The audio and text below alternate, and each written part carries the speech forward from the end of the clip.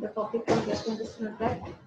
A very simple topic, that is acid peptic disease.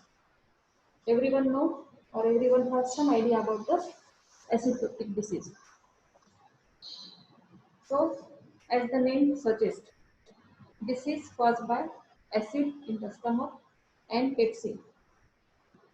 That's why it is called acid peptic disease. Acid peptic disease is a broad term. It is a broad term or it is a collective term which include dyspepsia, peptic ulcer, duodenal ulcer, stress ulcer, gastroesophageal reflux disease, and gastric cancer.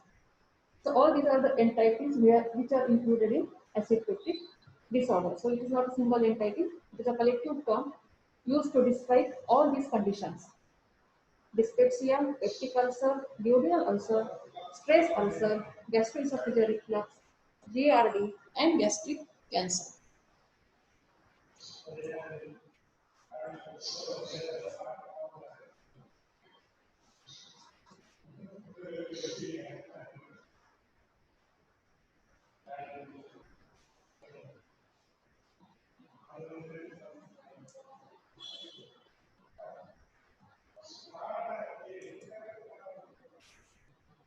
So acid peptic disorder include a number of diseases whose etiology can be linked to gastric secretion.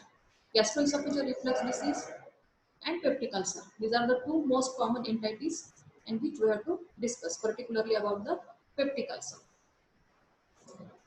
So acid peptic disorder include a number of conditions whose pathophysiology is due to the result of damage from acid, that is hydrochloric acid in the stomach, and pepsin activity on the gastric mucosa. So these are the main content of gastric secretion, pepsin and hydrochloric acid. And their damage on mucosa, that is acid peptic disease. So this talk focuses mainly on gastroesophageal reflux, GRD, and peptic ulcer disease. The two most common and well-defined disease state. So this is about the anatomy and physiology of stomach. So the cells in the stomach, the chief cell which secrete pepsinogen in inactive form, and this pepsinogen is converted to pepsin for the digestion of food. So the role of pepsin is digestion of food. Parietal cells secrete hydrochloric acid and intrinsic factor. Intrinsic factor is required for the absorption of vitamin B12. Then mucous cells which secrete mucus. Then another cell is G cell, also present in the stomach, particularly in the pylorus, which secrete gastrin. And another cell is B cell, which secretes somatostatin. So these are the various secretions in the stomach.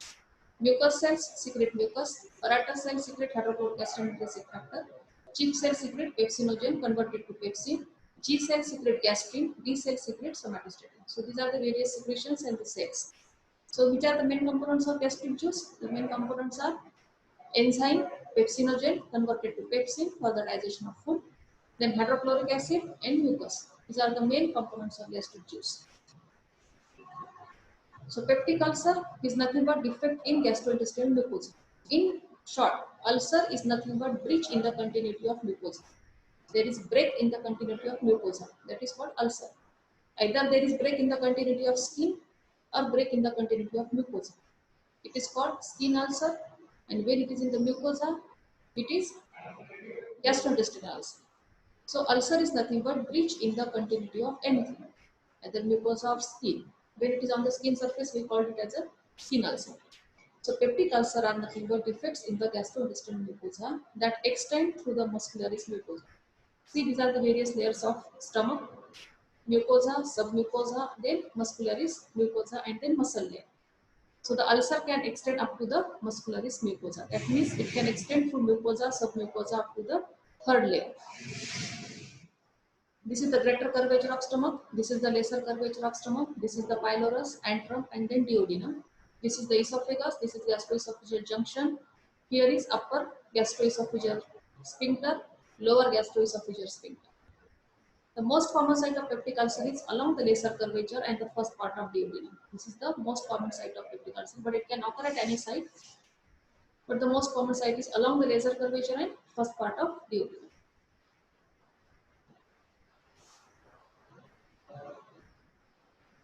So gastric ulcer, duodenal ulcer.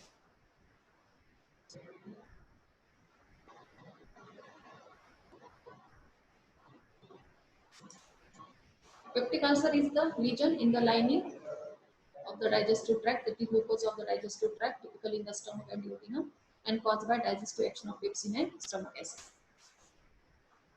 The main etiology is hypersecretory state, some physiological stress, then consumption of drugs, particularly NSAID, consumption of other irritants like alcohol, smoking, and Helicobacter pylori infection. That is the etiology of acid reflux. One is hypersecretory state, increased acid secretion, either basal or stimulated. Then severe physiological stress, consumption of drugs, particularly NSAID, alcohol, smoking, and Helicobacter pylori infection. GRD is nothing but gastroesophageal reflux disorder, which occurs when the normal anti-reflux barrier between the stomach and the esophagus is impaired either transiently or permanently. Therefore, defect in esophagogastric barrier, such as lower esophageal sphincter incompetence or transient lower esophageal sphincter relaxation or hiatus hernia. These are the primary factors involved in the development of GRD. As the name suggests, there is reflux. Whatever food you eat, there is reflux after 1 to 2 hours. The reflux starts and that irritates the mucosa of the esophagus and that causes heartburn. So the main symptom in GRD is heartburn. As the name suggests, gastroesophageal reflux. Whatever the food you eat after 1 to 2 hours, there is reflux of the food. You feel that food is reflecting back into the esophagus and that produces heartburn. So it is very again common disorder. Symptoms develop when the offensive factors in the gastroduodenal content. Offensive factors means acid, pepsin, bile acid, trypsin. All they reflux into esophagus and they damage the mucosa of the esophagus.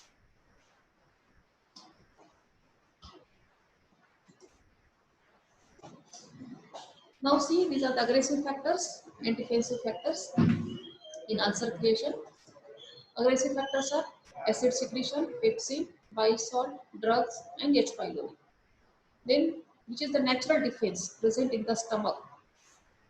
The natural defense is mucus secretion, bicarbonate secretion, then well blood flow, cell renewal, prostaglandins are protective and phospholipid. So these are the defensive factors or protective factors which protect your stomach from ulcer. So aggressive factors and defensive factors. So defense is by mucus, bicarbonate secretion, well blood flow, cell renewal, prostaglandins, and phospholipids. So this is your natural defense in the stomach which prevent ulcer formation. And these are the aggressive factors like acid, increased acid secretion, pepsin, bile salt, drugs, alcohol, H. pylori, stress. These are the aggressive factors. So whenever there is imbalance between these factors, either there is increase in these factors, increasing severity of these aggressive factors, or decreased defense. Either decreased defense or increased aggressive factors means whenever there is imbalance between these two, it results in formation of ulcer.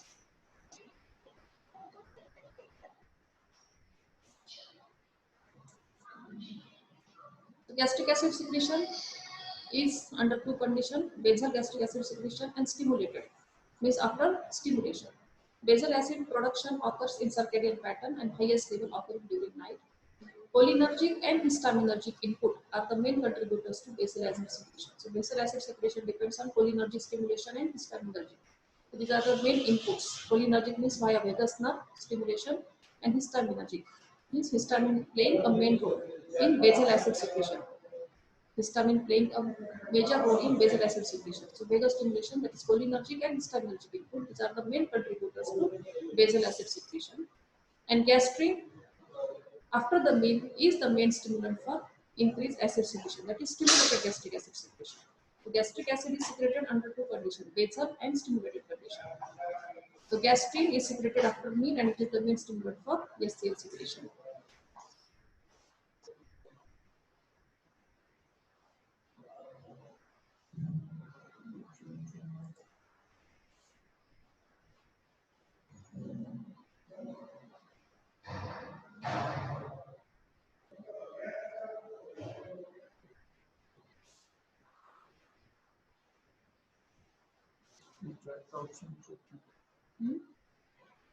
आलेत ना 15 participant आहे ना. काय येत नाही.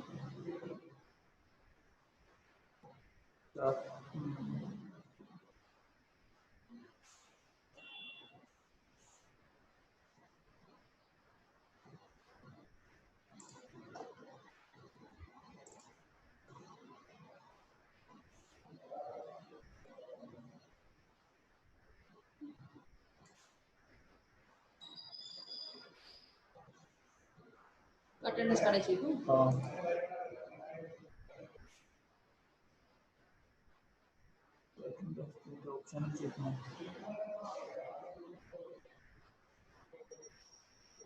येत होते तू मागे एकदा 4 इंची अटेंडन्स आली.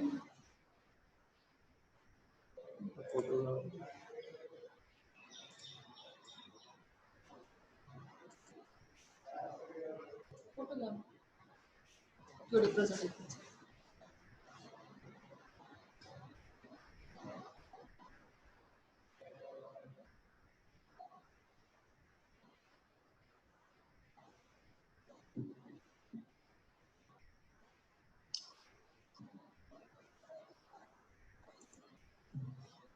आमच्या डिपार्टमेंट मॅडमला पाठवून द्या. पाठवून.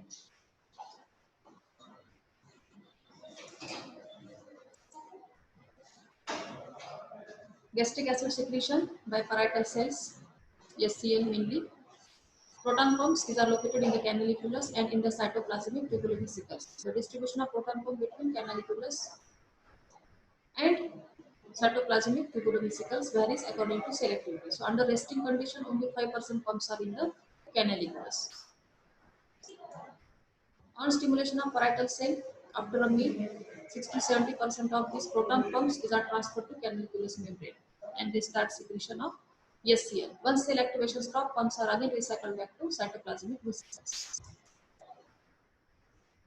So that is about something physiology and anatomy of the stomach and the secretions of the stomach. So which are the main symptoms in acid peptic disease?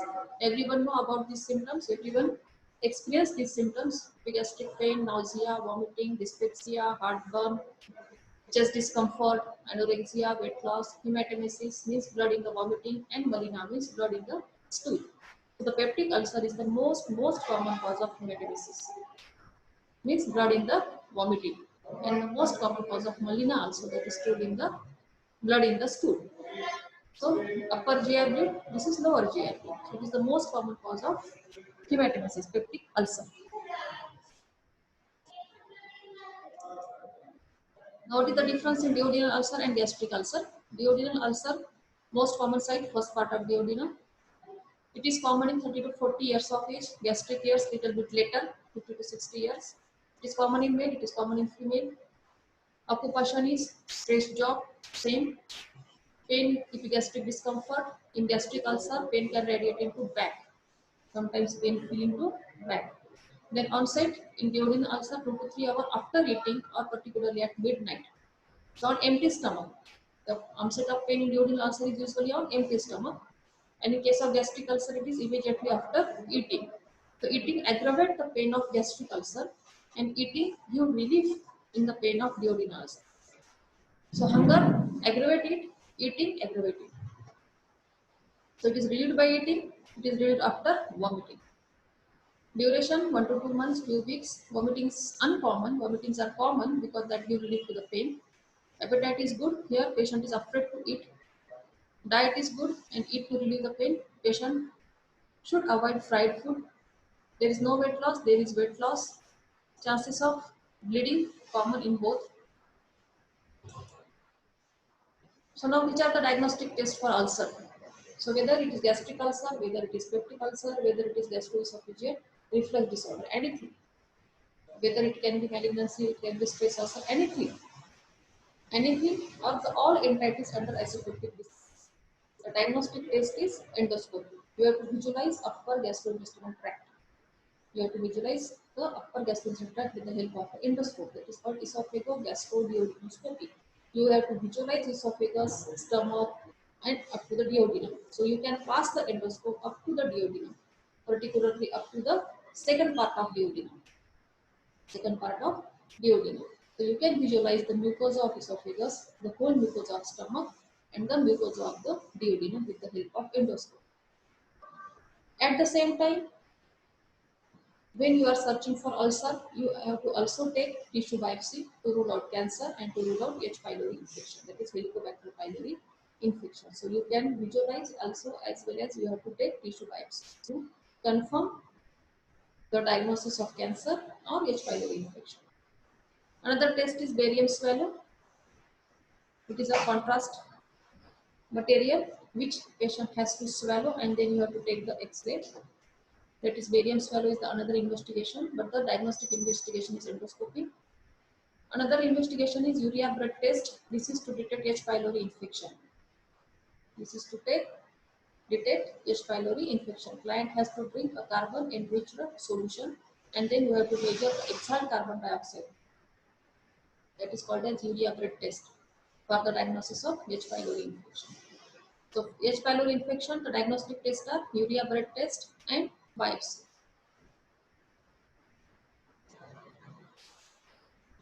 So this is the photos of endoscopy, how the ulcer look in endoscopy.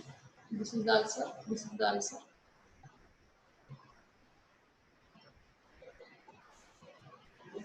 Which are the alarming symptoms?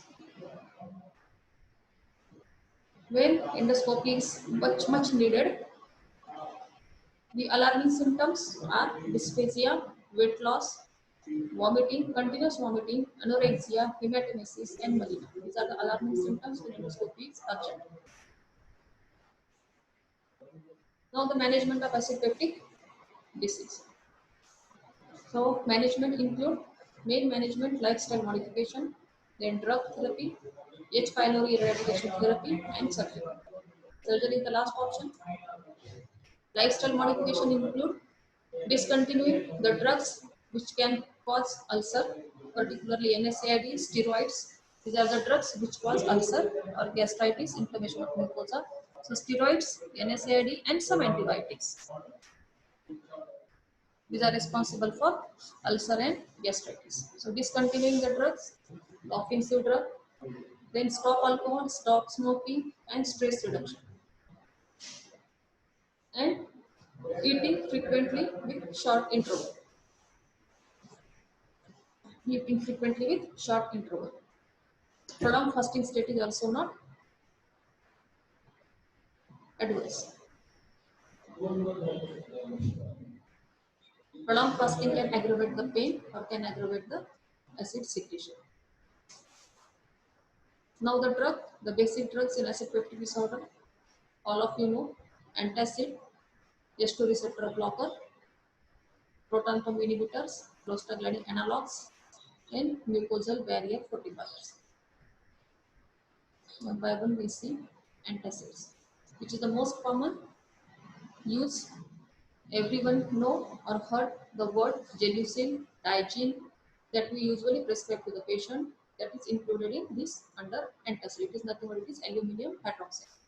So which are the antacids? Aluminum hydroxide, magnesium trisilicate, and megaldehyde.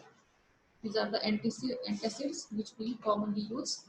These are buffer type, and non-buffer type include calcium carbonate. So most commonly we use aluminum hydroxide and magnesium hydroxide, and sometimes megaldehyde. So these are the antacids, Digene, Gelusil, everyone know about it. Duration of action of antacid, 30 minutes when taken in empty stomach and 2 hours when taken after a meal. So usually all these drugs in acid peptic disease are taken on empty stomach, either antacid, either antihistaminic, or either proton pump inhibitors. We have to take on empty stomach. So 30 minutes when taken in empty stomach, 2 hours when taken after a meal. Side effects: aluminum antacids means aluminum hydroxide like Gelusil, Digene, they can sometimes cause constipation, and which contain magnesium, they sometimes cause diarrhea. The antacids which contain magnesium can cause diarrhea, and the antacid which contain aluminum can cause constipation. So these are the only side effects. In renal failure, you have to decrease the dose of aluminum containing antacid. So the main side effect is magnesium containing cause diarrhea and aluminum containing cause constipation. So aluminum hydroxide, magnesium trisilicate, and vegal. Others are simethicone, alginate, oxythazine. So these are present in mucin gel. You also heard the name of mucin gel. Mucin gel, Tygen, Gelusil. These are all the antacids. So simethicone, alginates, and oxythazine. It is a local anesthetic. This has action of surface anesthesia. Oxythazine is a surface anesthesia. It gives prompt relief to the pain. It gives prompt relief to the pain. So these are the antacids. They are available in tablet form, powder form, syrup form, anything.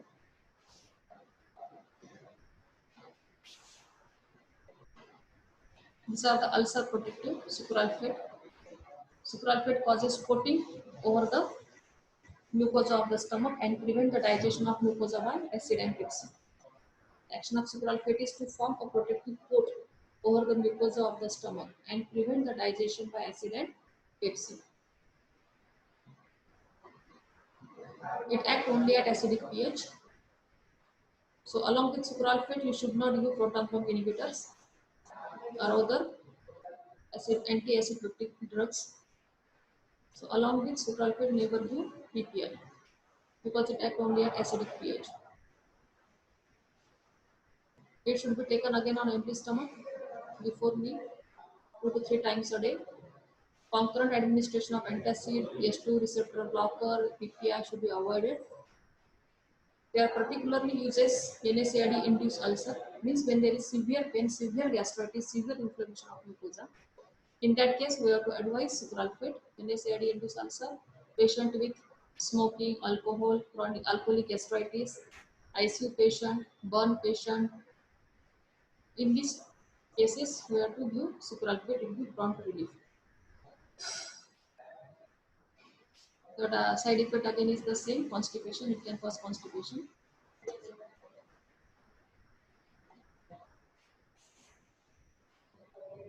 Now these are the most commonly used drugs, H2 receptor blockers. The example, cimetidine, ranitidine, famotidine, azacitidine.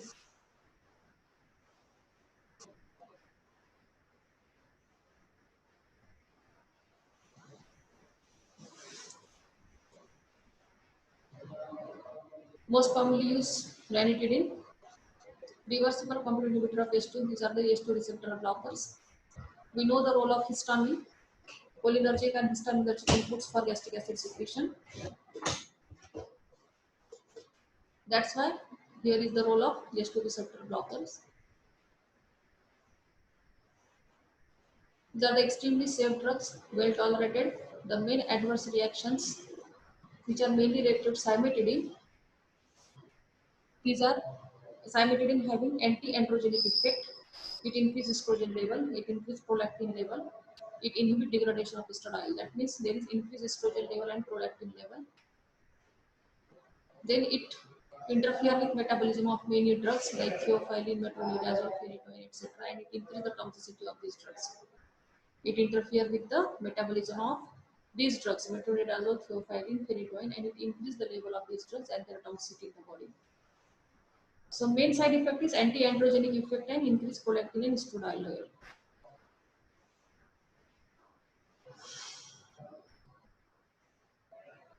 Other side effects are mild headache, dizziness, sometimes bowel upset, dry mouth, IV bolus, release histamine, and sometimes if you do fast, it can cause bradycardia, arrhythmia, and cardiac arrest. So ranitidine is always given slow IV, not fast intravenous route.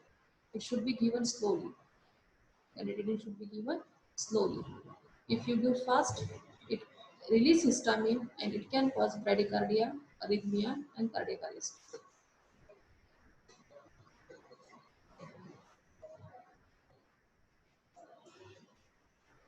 Another most commonly used drugs are proton pump inhibitors, most effective drug in anti-acid therapy. The most commonly used are pantoprazole, rabeprazole, esomeprazole, omeprazole. Everyone know about this. These are the proton pump inhibitors. Now we discussed already about the proton pump and the gastric acid. What is their relation? So proton pumps are main which secrete HCl. So proton pump inhibitors again given on empty stomach because food affect their absorption. They should be given 30 minutes to 1 hour before food. because an acidic pH in the parietal cell acid chemical is required for the drug activation. Don't use other anti-secretory drugs along with this.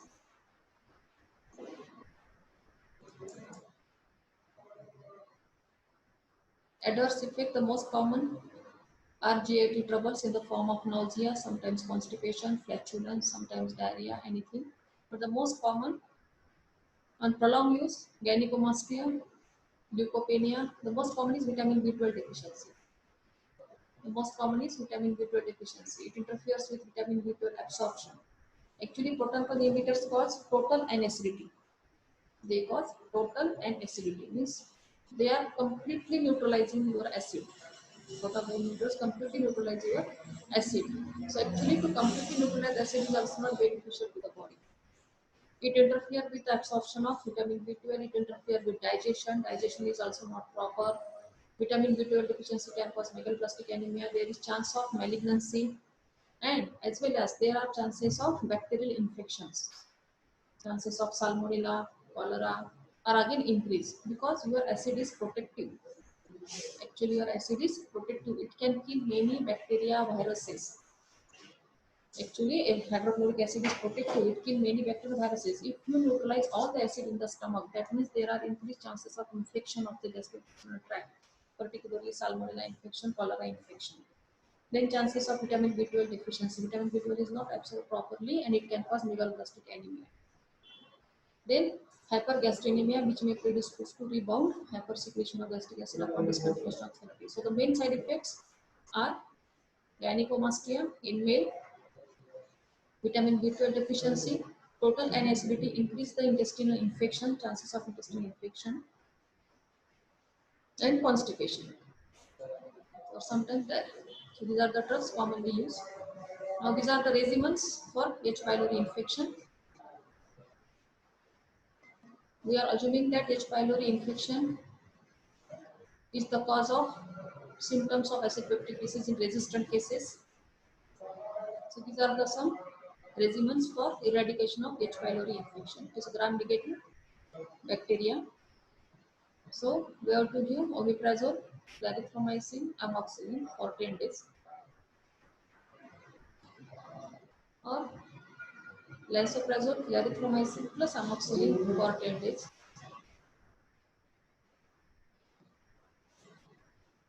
This is triple therapy. This is quadruple therapy.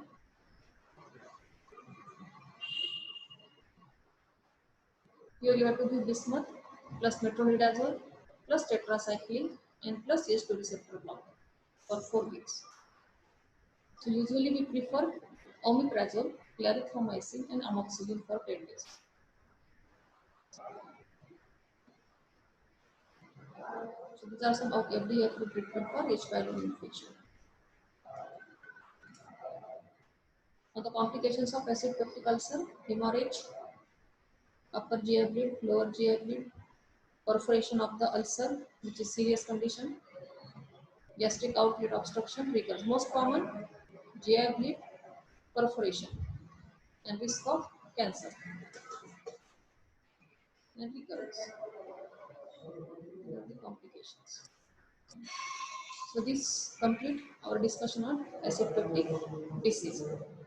In short, peptic ulcer. So this completes your gastrointestinal tract GIT system. You have to prepare two short notes from GIT, that is malabsorption syndrome, causes of chronic diarrhea, or the differential diagnosis in chronic diarrhea, malabsorption syndrome, and a balanced diet. And then oral manifestations of various vitamin deficiencies. So these are some short notes from GIT. You can prepare. We start